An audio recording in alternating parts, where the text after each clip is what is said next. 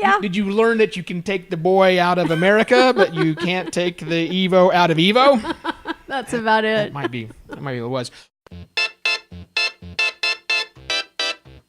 Oh. This one time. So, this one time. This one time? This one time. This one time. Oh my god, this one time? The podcast. Oh, I love that you use coasters. Coasters that you stole. It's all part of the experience of living abroad, which is coming to an end. We don't have a question this week, but we have something even better. Right. We should tell the people who we are. That's a great idea, honey. I'm Sheila D. And I am Evo Terra. We are Shivo. You are listening to This One Time, the podcast, the final episode of Season 4 of our crazy travel life is here. This is the 30th episode of Season 4. We've done this 4 times. There have been 4 other episode 30s, which... 3 other.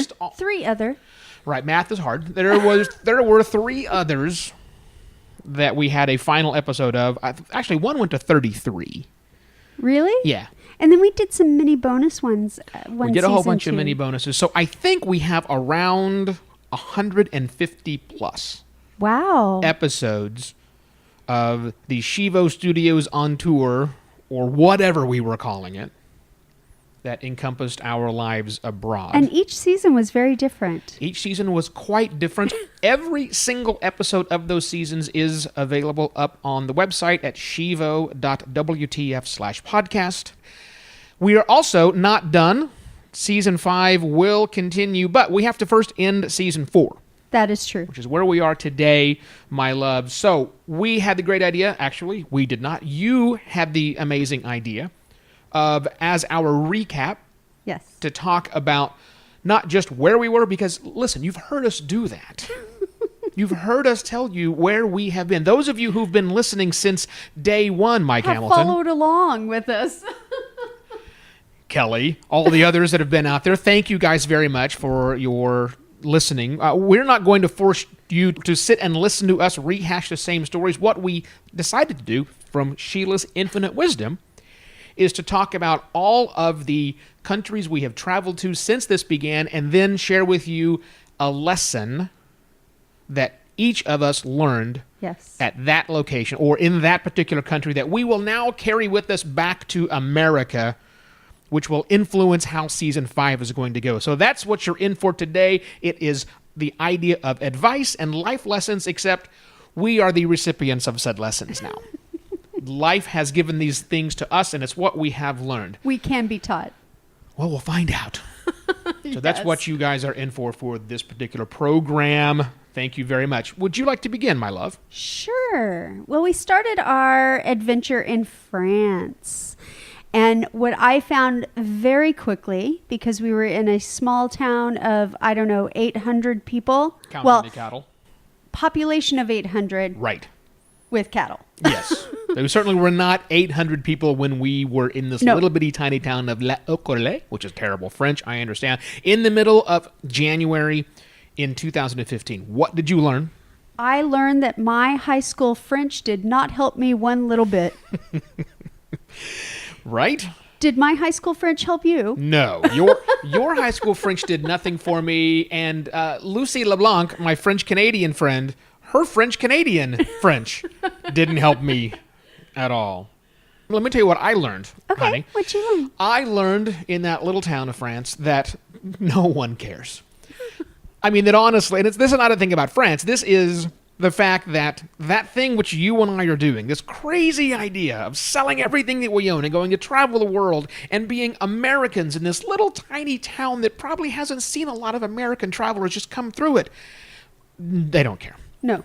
Genuinely do not care what it is that we are doing. Everybody has their lives to live, and they live them. Right. They are not all that interested in some random person happening to show up and will be here for the next 3 weeks.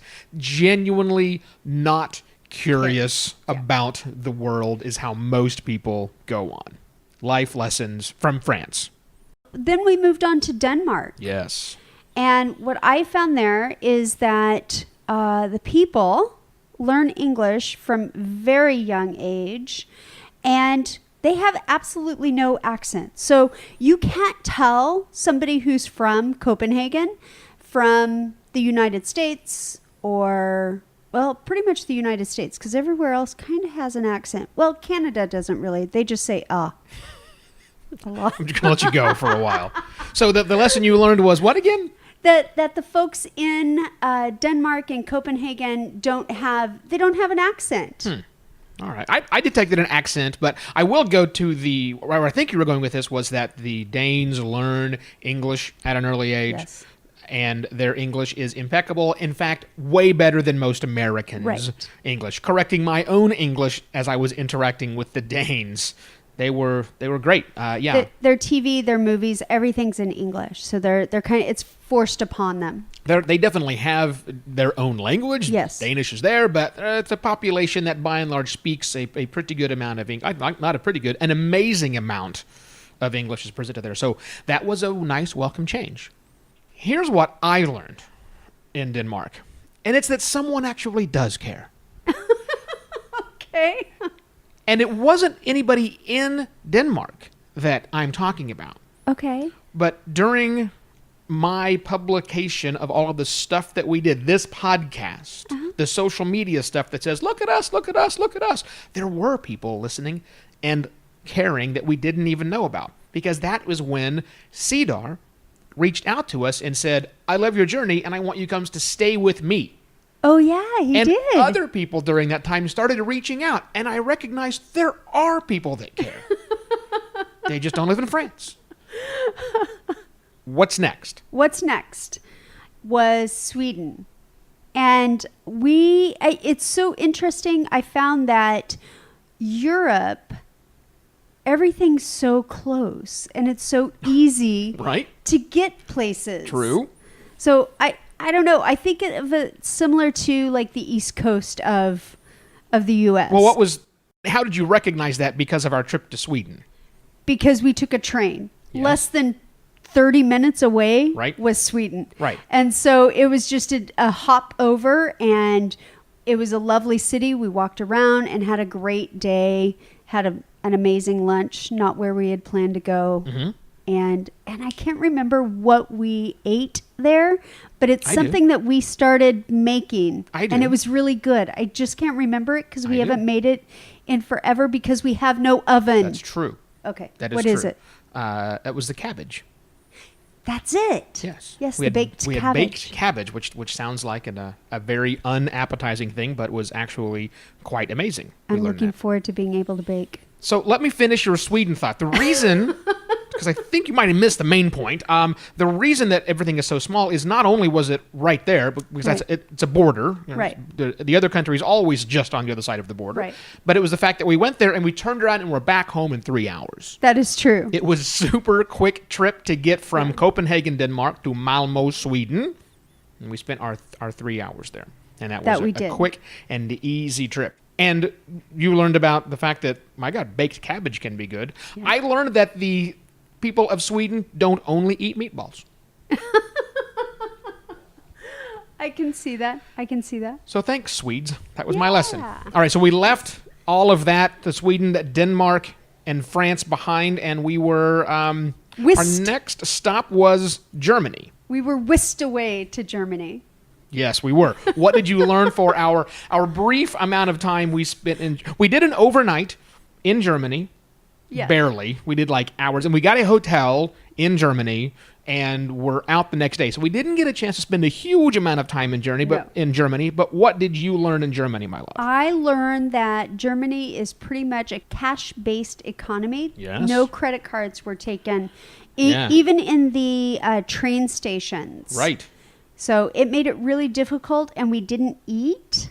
Right. We couldn't because we had no money. Right. We didn't have any of their money. We didn't have any euros. Yeah. We had... Because in Copenhagen, they use kroner. Right. And so we probably had a handful of kroner left on us, Right. but in Copenhagen and Denmark, and in Sweden, everyone takes a credit card. Right. So we just assumed that welcome Everywhere. to Europe. We can use our credit card everywhere. We get to the train station in Germany. And it's like, yeah, no. So that night we'd been on the train since midday. Yep. We had a lunch probably at 11 in the morning. All right. And then we didn't get into Cologne until like 1 in the morning. We were Super late. super late. Yes. No dinner.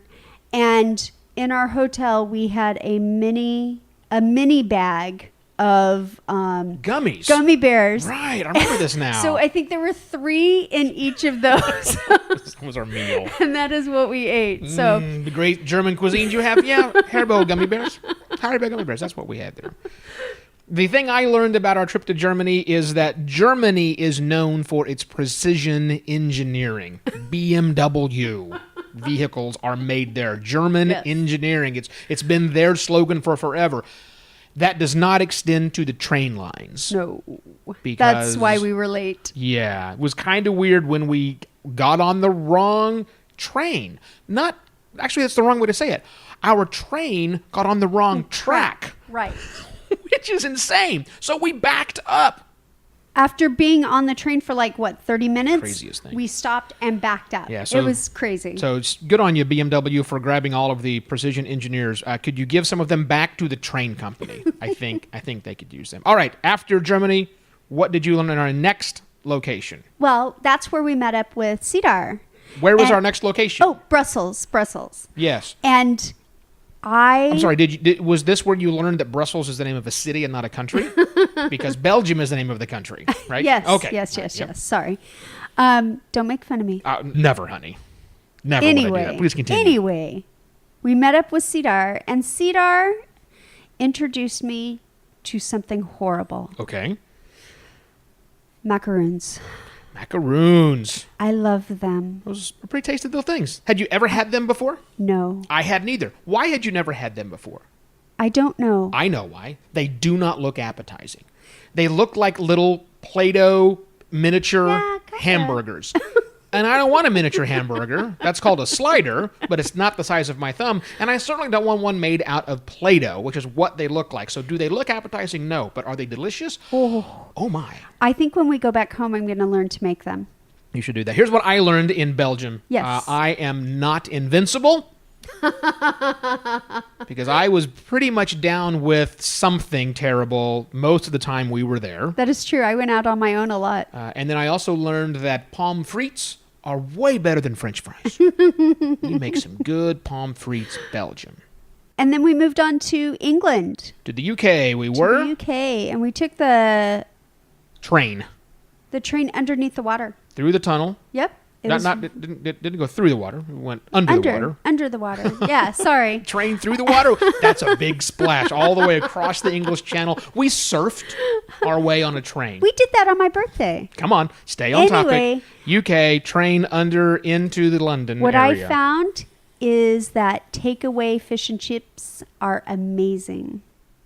Everything that you've experienced in England, in the UK, comes down to about fish and chips. Well, that makes sense. It is kind of the national dish. Love them. Yeah. Takeaway at a chippery is pretty good stuff. Here's what I learned while we were in the Yes. UK. We spent 6 weeks in the UK. We were in London. We were in Sheffield. We were in a little town in the Cheshire area called Knutsford. I learned that I will never be a musician again. That's true. That you will never be one at all. And the value of traveling with less stuff. All the same lesson being learned because That that's is true. That is where we both went, okay, we're done. It's where we ditched the guitars that someone stupidly thought would be a great thing for us to carry with us on this It's also journey. where I downsized my first suitcase. Less is more was Yes. learned, not necessarily because of being in the UK, Yep. but because of being in the other places. Yep. That's where we learned that we don't need all this stuff. No. We can No. get rid of it. All right, so 6 weeks in the UK, then we jumped down to Spain for about 6 weeks. Yes. I learned 2 things about paella. I learned that you can have too much. Oh, yes. And I learned that squid ink paella is the best. It is really tasty. Yes. It is black and it looks weird, but squid ink and paella is pretty tasty. But I will say I haven't had it since we left. Well, because we had it for like 6 months straight, it seemed like. seemed for the like, yeah. 3 days we were in Tierras del Libre. Oh, it was so good, but too much. Now, that similar trip is where I learned an important lesson, and that is Alka-Seltzer is all aspirin, and you almost die when you take Alka-Seltzer. Yeah, I can't do that. So there's my takeaway from Spain. There's other things I probably could have learned. I think you could have learned that anywhere. Like most lessons in life, you could learn them. It's where you choose to learn. All right. After Spain, we went to Italy. Yes. What did you learn in Italy? I learned that even experienced travelers can get on the wrong train. What? I don't remember getting... Oh, yes, I do.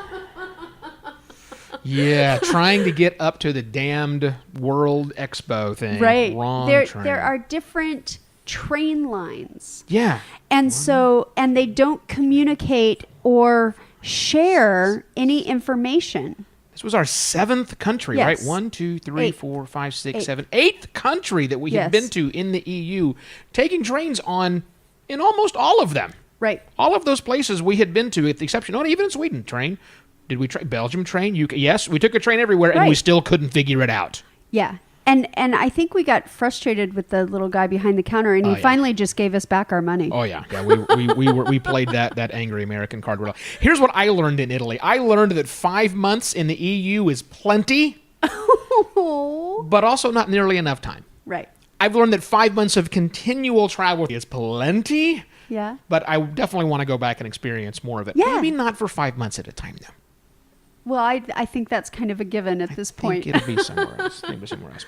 All right, so after Italy, that's how we got to Thailand, but we're going to wait on Thailand, right? Because we spent the most time here, so we'll wrap the show with the Thailand talk. Yep. While our first time in Thailand, we had to go do a border run, Yep. and that got us across the river. It was more than a river. It's a big river. Okay. Yeah, that's where the river comes down that separates the two countries. And we Oh, crossed yeah, the river. yeah, yeah. And it was 8 kilometers. It was a Right. big river.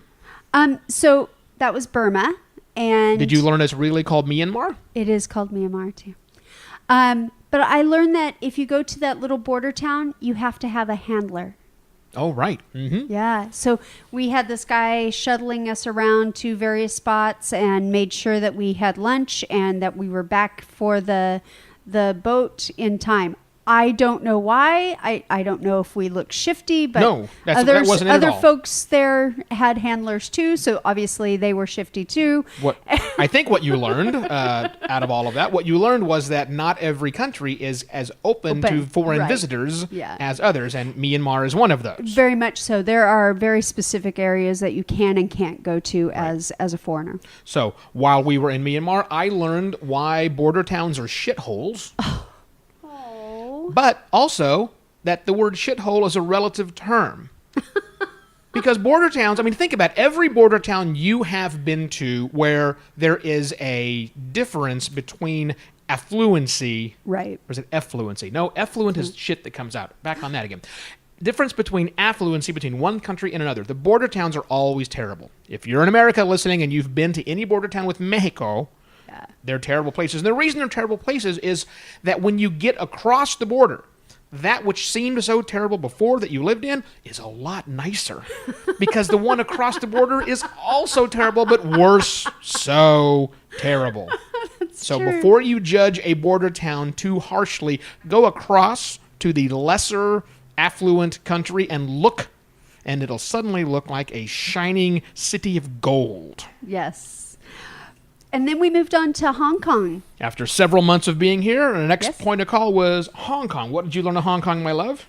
I learned that in the entire world, the best fish and chips ever are from a New Zealander that's in Hong Kong. Hooked. Amazing. I will- Absolutely amazing. And I'm thinking we need to hit going to Hong Kong before we go back home because Stop and- I need some. Grab some more fish and chips. I Yes. understand. So you now have had 2 fish and chips based life lessons. I want you to understand that. I might be a little obsessed. Yeah, I learned from Hong Kong that Hong Kong is not China, You right? and it is certainly not. We'll talk about China a little bit later. We talk about Hong Kong differently, but my lesson was what a truly cosmopolitan and international city Hong Kong is. What it really means to be international city. Hong Kong has its own identity. Yes, it's tied strongly with China, but when you get there, you will understand how it is its own thing, and it is about as international as you might imagine it possibly could be, more so than you can imagine. You just simply have to go because it's that different. From Hong Kong, our next location, we actually went back to Thailand for a bit, but forget the routes. Vietnam was another country that we experienced for the first time ever. Which we both absolutely loved. Yes, Vietnam. we did. What'd you learn? I learned that the people are super friendly. Like, I think you and I have, memories of, Vietnam War and not being in it. We certainly were there. We were the generation of kids that came after the Vietnam War. Right. And so we had a certain idea in our head, and I was just blown away with how beautiful and friendly the people are. And my life lesson kind of dovetails along with that. I realized that we have been sold a bill of goods on this whole communism thing. Yeah. Or at least we were sold a bill of goods when you and I were in school learning about the evils of communism. Maybe they were true. I don't know. But I can tell you, going to Vietnam, if that's communism, it looks a lot like capitalism. Right. It has nothing to do with what you think. I don't know what was supposed to happen with the communism, but they seem to have turned it around in Vietnam. So Australia was our next spot? Yes, goodbye Southeast Asia, and we are off to Australia. What did you learn for the 2 months we spent in Aussie? I learned a couple things there. It is absolutely beautiful, very different depending on where you go in the different areas, but absolutely stunning. It's wildly expensive. Yes. And my biggest takeaway is that I'm not sure we speak the same language as the Queenslanders. Yeah, Queensland has its own special weird, especially the more bogan they get. Yeah, that's definitely a rough language. Here's what I learned. First world problems are not evenly distributed. No. Because the first world problem that we ran into in Australia that we were not prepared for was the lack of internet availability. Right. And the throttling of bandwidth. Like, seriously, what, do you people live on an island? Yes, actually, they do, and that's the whole problem. So as great and wonderful as most aspects were, it's not perfect. It seriously hampered what we were doing. It did. Trying to get things out. So next up would be Malaysia, I believe. Malaysia, yeah. Right, so Kuala Lumpur. Yes, we spent some time in KL. What did you learn while we were in Kuala Lumpur in Malaysia? I was super impressed. It's probably the one place that I was super... I didn't know what to expect, but it's so clean. And the one thing, I will avoid that airport at all costs. Yeah. KLIA is arguably the worst airport I hate it. we've been to. Hate it. Yeah, not because it's run down, not because it's terrible, but because it is probably the worst functioning airport. Yeah, it just is weird. You have to go through security multiple times, even if you're just connecting. Already in, yep. The lines at immigration to get in are horrible. Joke. Not even lines. Come on. I mean, you're more like spaghetti noodles. That's the odd one because it's a thumbprint and it should be super fast and easy. And there's two separate terminals. There's one that's really super nice and clean, and then there's an old one that I'm pretty sure it's from the 1960s, and the vendors down there. Hopefully you have funds to pay because they don't Malaysian take money. Ringgit. They don't take credit cards there. It was just weird. Weird spot for being such a big hotspot. What I learned in Malaysia is how to catch Pokemon.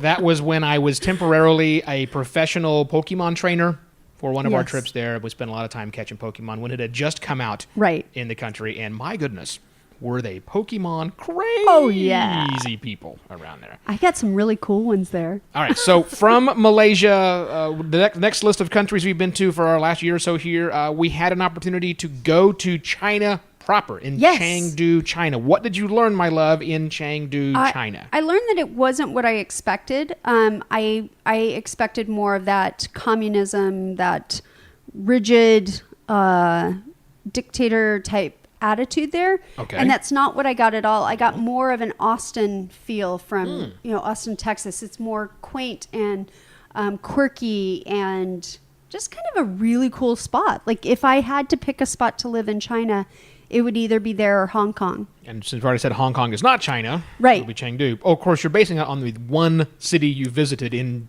China proper. Right. Sure, but it would be a nice enough place to actually We're go. going to change that.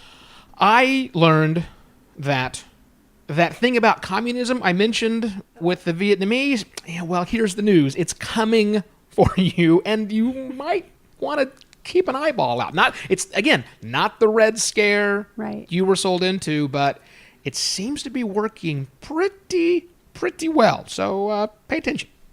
Okay, after that, from several trips, we managed to go to the Philippines. We spent Right. some good amount of time in the Philippines. Yeah, 3 weeks, I think. Something like that. Yeah, we spent time on the mainland well, there's no mainland. Philippines is a series of islands, right? We spent some time in Manila. We spent some time in some other little islands. So what did you learn in the Philippines, Mara? I learned that there is actually somewhere worse with traffic problems than Bangkok, Yes. You're talking about Manila. Manila itself. Yeah. Yeah, that's a terrible city when it comes to moving people around. Not good. I couldn't live there. I could live on the islands, on the little islands, but I couldn't live in Manila. No, too much craziness. I learned two things in the Philippines. Yes. Number one, Spain ruins everything.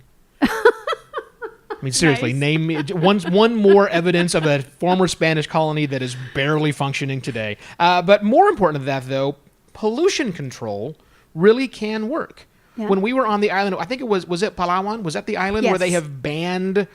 Like littering is like Yes. the kind of offense to where the first time it's $100 fine, the second time it's like go to jail. Right. There's almost a zero tolerance policy when it comes to that. That place is clean. There's not plastic bags. There's not trash It's floating. There's amazing. nothing on the side of the Yeah. road. Pollution control works with just extremely aggressive measures, and a president that's not afraid to kill people. It probably has something Well, to there do is with that. it. Right. All right. So staying in Southeast Asia. Yes, Cambodia. This goes back to the people. The people are resilient, friendly, kind. I'm super impressed with them as a people. They're hardworking and just amazing. And I can't wait to go back next month. Here's what I learned for our time in Cambodia. I've been twice. Will be our third time in a week or so. And that is that in stark contrast to China, which has figured things out over the last 4,000 to 8,000 years Right. and continued to march forward with relatively straight line of where they're headed to. Cambodia is a reminder that we have a very, very short memory as a species. Yeah, we do. We really do. We do some terrible things, and we don't even know exactly what we're doing sometimes, and it takes a lot of time to recover. So Yeah. while there are some great things happening, there are some ideas that will seem to be moving humanity in the right direction. There are a lot of idiots and a lot of, I don't want to call them evil, because I don't think that's the case. I think it's misguided, and you get too caught up in your crap, and Cambodia is a non-stop reminder of that to me. Definitely. And then we went to Indonesia. We have been to Indonesia. And again, we spent 3 weeks there. Yeah, well, again, there, 16,000 islands in Indonesia, Right. and stupid like that, right? We only went to 3. Right. Well, I guess 4 because of Lombok. Okay. So I found it interesting, the so many religions that are there, that each island kind of identifies with one specific religion, but they're very tolerant of other religions. We have almost the same lesson. The way I would phrase that is that Indonesia has shown me that it is possible for multiple religions to not only coexist, Right. but also have one of those religions be in power. Right. Kind of like political parties. Yeah. I'm assuming there are parties, but to me, I felt it was like a multi-party system where they get to take turns, and that's what's going to happen. But it seems to work. Yeah. It seems to work. But at the same time, I think that we're doomed. I think that will not, that can't continue. It seems to work in Indonesia. It's not problematic, but I think as a species, especially as this religion stuff continues, we're doomed. But I don't want to sit there and talk about that. I know. And not everybody that listens agrees with me. Just saying. That's what I think about it. All right. So, Estonia. yeah, we should talk about Estonia, and then we'll come back to Thailand. Okay. What did you learn for our lovely trip to Estonia, my love? I learned that there's so much history, but that they embrace, but they also bring in new. Does that make right. sense? Sure, I think I Yeah. understand that. Right. Yeah, they understand their history, but they also recognize that history's not going to get them where they Right. need to go. So let's adopt the new, and it's about as new of a place as you're going to find. Yeah, and I loved Estonia. I loved Tallinn. It was As- just gorgeous. As did I. Much like when I just told you Indonesia told me that we are doomed, Estonia says there's hope for us as a species after all. Definitely nice and progressive way of looking at things. Now, before we leave, honey, I have one bonus country. I can talk about Finland. Oh yeah, you didn't take can't. me. I can't. You were only in the airport in Finland, which doesn't Yes. count. We don't talk Right. about Russia. We don't Right. talk about Japan. We don't No, talk we about don't. the other places we've been in China. But I was in Finland, and for my bonus episode here, well, not episode, for my bonus lesson before we get to talking about Thailand, I learned that that's where the elves are. The elves. The elven are in Finland. That hair, that Oh, beyond blonde into blue, the Blue. perfect specimens of humanity, male and female. It's like it's so creepily perfect. it's unnatural. oh my God, It looks unnatural. I feel like a troll, pretty much. I feel like a troll, and they're the elves. That's the way it goes. All right, Thailand, honey. All This is right. a long episode, guys, but this is our last bit. We're going to talk about Thailand and then tell you some other things at the end. We have spent the longest time here. What Yes. single lesson, you can do multiple, but ideally, what is the most important lesson you have learned from your time in Thailand? I have learned that they put sugar in everything and that you Yes. really don't need to. Well, certainly, yes, they do like to put sugar in the foods. Actually, let me revise that. All right. They do put sugar in everything for main dishes, but not in desserts. They put sugar in everything they don't need to, and don't put enough sugar in the things that they do need Yes. to. And on that, if there's ever a shortage of sweetened condensed milk, it's because of Thailand. 2.5 years. This is what she learned, people, that there's too much sugar. Here's what I learned about Thailand. Okay. I have learned, it didn't take me long to learn this lesson, but I've learned it every single day, that this is Thailand. And I can't fix Thailand. And I don't want to live in Thailand anymore. Oh. So, hence the good reason that we are leaving. Right. It seemed to work out pretty well. As my tolerance level was approaching 0, we had to opportunity to go back home and start our new lives as grandparents, which we are about to do. Excited. Hence, bringing the show to a close. Yes. So in all of our lessons, I see a theme in mine. Oh, I see food. a theme of food It's fish and chips themed. and people. And what did you see in mine? Yours, I'm cynical and me. yeah. Did you learn that you can take the boy out of America, but you can't take the Evo out of Evo?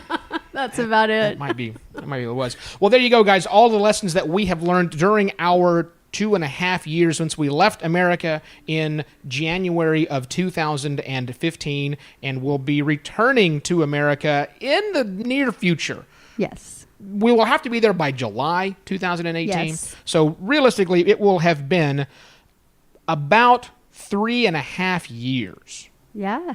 About 3.5 years we will have been away. This is everything we learned from all of the countries we have been to. We still have a couple of countries left to visit before we depart, or before we plant ourselves back in the States. So who knows what the new lessons will be. And most importantly, this is not the end of the show, is it, my love? No. Season You 5. can't get rid of us. Season 5 will continue. We don't know what it's going to be. Nope. We don't know when it's going to be. Right. But I want you guys to stay subscribed to the program, They should be sitting on the edge of their seats just waiting. because whatever that new thing is, you'll just get it in your feed automatically, whether you're listening to us on Apple Podcasts, whether you still use iTunes on your computer, whether you use Overcast, whether you're in Spotify these days. We're in all those places. The feed is not going away. All the old shows, all the old episodes will stay, so you just stay subscribed while we figure out what Season 5 is going to look like, and we will tell you all about it soon. Our show this one time would not be possible without support from people like you. If you think our show is worthy, go ahead and give us your financial support. Patreon makes it super easy. And even if the show is not called This One Time again, which it probably won't be, again, we're not stopping. We're just stopping this particular season. So please go to shivo.wtf/postcards and get signed up on that list. We're modifying things. For now, we're still sending out postcards because, as I said earlier, we've got multiple countries to hit before we go back to America. So we will continue the tradition of sending postcards to our supporters. Thank you for all you've done. I've seen a lot of the pictures shared on Facebook of the calendars that we sent out for our listeners. So we do special things like this for our patrons. So if you would like to help us keep the podcast going in its future version, thank you for that. Go to shivo.wtf/postcards, which redirects you to our Patreon page, so you can get on the list and help us keep the party going, whatever the heck it may look like. Our music is by Valea Valea. Thanks for listening, listener. I am Evo Terra. And I'm Sheila D. Stay tuned, peeps. There'll be more fun stuff. Thanks for your attention. Thanks for listening to this super long episode of the show. We normally don't go this long. Season 5 is coming. If you have ideas, let us know. Reach out to us. Go to shivo.wtf/podcast. Be contact information there. We'll see you guys in a few weeks-ish. Something like that. Something. Maybe. Yeah. Call it good. Bye, guys.